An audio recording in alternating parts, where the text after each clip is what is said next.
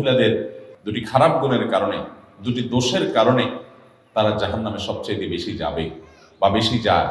এর ভিতরে একটা হলো তারা তুকফিরনাল লানা ও তাকফুরনাল আশির। তিনি বলেছেন তোমরা মহিলারা বেশি বেশি করে লানত দাও, অভিশাপ দাও। এটা একটা রোগ। কথায় কথায় এটা পুরুষের মধ্যেও আছে এই রোগ, কিন্তু নারীদের মধ্যে স্পেশালি বিশেষভাবে এই দোষটা অনেক বেশি, যে কথায় কথায় লানত দেওয়া, চট করে রাগ হয়ে স্বামীকে, বাবাকে, সন্তানকে, ছেলে মেয়েকে, সংসারকে, এটাকে সেটাকে অভিশাপ দেওয়া, বদদোয়া করা, গজব দেওয়া, ঠাডা দেওয়া, এরকম খারাপ উক্তিগুলা, অভিশাপগুলা বেশি বেশি দেওয়া, এটা জাহান্নামে যাওয়ার কারণ। আর আরেকটা হলো তাকফুরনাল আশির, স্বামীর নাশকরি করা। পুরুষদের মধ্যেও এই রোগ আছে। পুরুষও নাশকরি করলে তার ঠিকানা জাহান্নাম হবে, এতে কোনো সন্দেহ নাই। অনেক পুরুষ আছে যে তার মহিলা, তার স্ত্রীর সাথে তার সম্পর্ক ভালো, স্ত্রী সব দিক থেকে ভালো, একদিন একটু উল্টাপাল্টা হলে সে সাথে সাথে সারা বছরের সকল অবদানকে অস্বীকার করে। সারা বছর বেচারি যে ভালো ছিল এটা আর স্বীকার করে না। একদিন তরকারিটা খারাপ হলে আর 10 দিন যে ভালো হয়েছে ওটার কথা সে ভুলে যায়। এরকম নিমক হারাম পুরুষও আছে। কিন্তু নবী করিম সাল্লাল্লাহু আলাইহি ওয়াসাল্লাম এই হাদিস থেকে বোঝা যায় যে আমাদের মা বোনদের মধ্যে এই রোগটা তুলনামূলকভাবে বেশি, যে তারা পুরুষদের বিশেষ করে তার স্বামীদের, তারা নেয়ামতকে অস্বীকার করে ফেলে খুব তাড়াতাড়ি। আর এটি তাদের জাহান্নামে যাওয়ার অন্যতম কারণ। এই জন্য আমাদের মা বোনদের জন্য এই দুটি অ্যালার্মিং পয়েন্ট, যে আসুন আমরা কোনো অবস্থাতে আমাদের সন্তানরা, আমাদের স্বামী, আমাদের মা বাবা, সংসার বা অন্য কোনো কিছুকে আমরা গালিগালাজ করা, বদদোয়া দেওয়া, ঠাডা দেওয়া, আপনার অভিশাপ করা, আল্লাহর লানতের কথা বলা, এগুলো আমরা কখনো করবো না। এরপরে সাবধান থাকবো। আর দ্বিতীয়ত হলো আল্লাহ তাআলা স্বামীর সংসারে যতটুকু আপনাকে নেয়ামত দিয়েছেন এতটুকুর জন্য আল্লাহর শুকর আদায় করবেন, নাশকরি করবেন না। জীবনে তোমার সংসারে এসে কি পাইলাম? কিছুই পাইলাম না, আমার পুরো জীবন শেষ হয়ে গেছে, অথচ আমি তোমার সংসারে সুখের দেখাই পাইলাম না, এরকম কোনো কথা আমাদের মা বোনরা আমরা বলবো না। বরং আল্লাহ তাআলা আমাকে যে অবস্থায় রেখেছেন সে অবস্থা আমরা শুকর আদায় করবো। অনেক নারী, অনেক মহিলারা আমাদের কাছে আসেন, আমাদের মা বোনরা, আপনারা যারা আজকে আমার কথা শুনছেন, আপনাদেরও মনের ভিতরে অনেক অভিযোগ আছে, আমি জানি। আপনাদের প্রশ্নগুলো পড়লে বোঝা যায় কত কষ্ট আপনাদের। আমরা সেটা স্বীকার করি যে আপনাদের অনেক কষ্ট আছে। সেজন্য সকল মাহফিলে, সকল আলোচনায় আমরা পুরুষদেরকে আল্লাহর ভয় দেই, পুরুষদেরকে সতর্ক করি, পুরুষদেরকে জাহান্নাম থেকে বাঁচার জন্য আহ্বান করি, পুরুষদেরকে মহিলাদের অধিকার করে সচেতন করার জন্য আমরা সর্বদা সোচ্চার সবসময় কথা বলার চেষ্টা করি।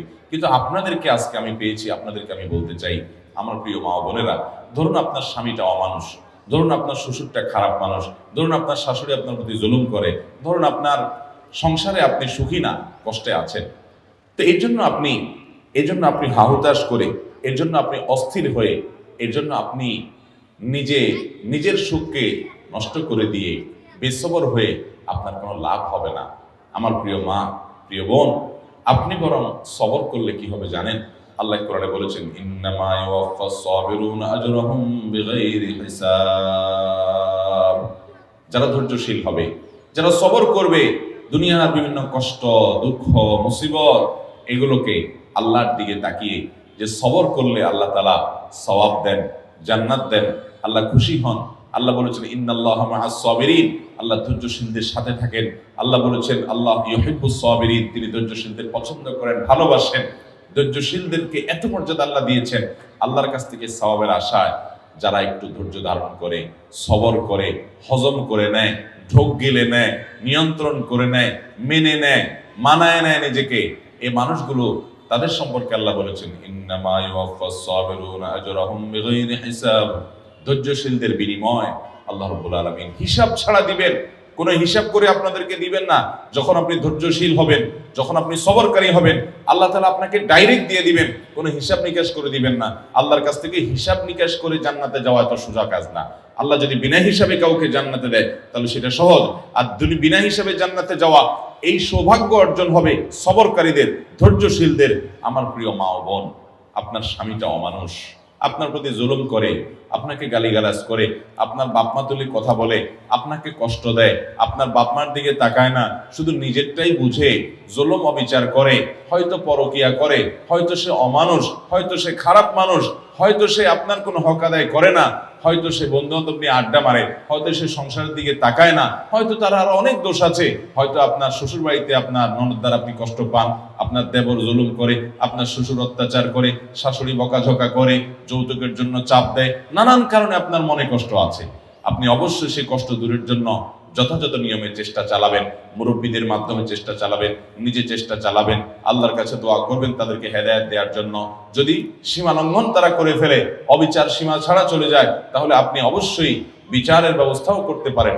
30 বছর জুলুম সহ্য করেছেন, 40 বছর সাংসারিক জীবনে জুলুম সহ্য করেছেন। এই তো আমার কাছে এমন নারীও এসেছেন, এসে মনের দুঃখে ফোনে এক ভদ্র মহিলা আমাকে বললেন যে হুজুর, মানুষের জীবনে দুঃখ থাকে একদিকে, আমাকে আল্লাহ সব দিক থেকে দুঃখের মধ্যে রেখেছেন, পরীক্ষার মধ্যে ফেলেছেন। কিভাবে?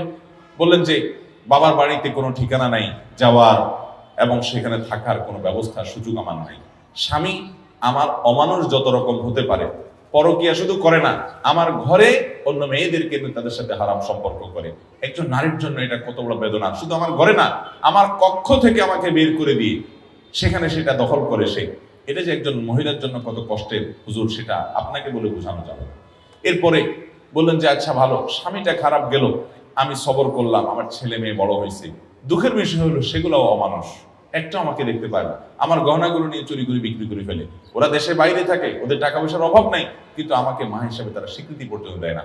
এরকম স্বামী অমানুষ, সন্তানরাও অমানুষ, বাবার বাড়িতেও যাওয়ার জায়গা নাই, এরকম একটা জনম দুঃখী মানুষ আরেকটা আছে কিনা সমাজে আমি জানি না। ভদ্র মহিলা মনের দুঃখ আমাকে কথাগুলো বলতেছিলেন। ভাইরা আমার, আমি তাকেও বলেছি বোন, আমি আপনার কষ্ট বুঝতে পেরেছি। আল্লাহ তাআলা আপনাকে ধরুন জনম দুঃখী করলেন, চিরদুঃখী করলেন, কোনো দিক থেকে আপনার সুখ হলো না।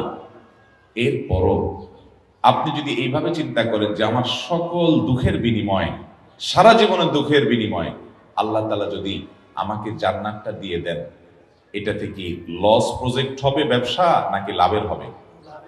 কেমনে লাভের হবে বলেন তো? কারণ আমি কষ্ট করেছি 30 বছর বা 40 বছর, এর বেশি তো না। একজন মহিলা বিয়ে হওয়ার পরে কত বছর বাঁচে? 40 বছর, 30 বছর, 50 বছর, এর বেশি তো বাঁচে না সাধারণত আমাদের দেশে গড়াই হবে। তাহলে 30-40 বছর আপনি কষ্ট করলেন, সব ধরনের জুলুম সহ্য করলেন, এর বিনিময়ে আপনি জান্নাত পেলেন কয়শো বছরের জন্য? অনন্তকালের জন্য, অসীম কালের জন্য। মৃত্যু আর কখনো আসবে। তাহলে 30-40 বছরের কষ্টের বিনিময়ে যদি অনন্তকালের চিরসুখ পাওয়া যায়, লাভ হলো না লস হলো? অতএব সবর করতে হবে, ধৈর্য ধারণ করতে হবে। ধৈর্যশীলদেরকে আল্লাহ তাআলা তাদেরকে বিনা হিসাবে দিবেন পুরস্কার, বিনিময় বিনা হিসাবে জান্নাত দিবেন। অতএব আমরা সবর করবো তো ইনশাআল্লাহ। আল্লাহ আমাদের মা বোনদেরকে সবর করার তৌফিক দান করুন। আস-সুন্নাহ ফাউন্ডেশন, উম্মার স্বার্থে সুন্নাহর সাথে।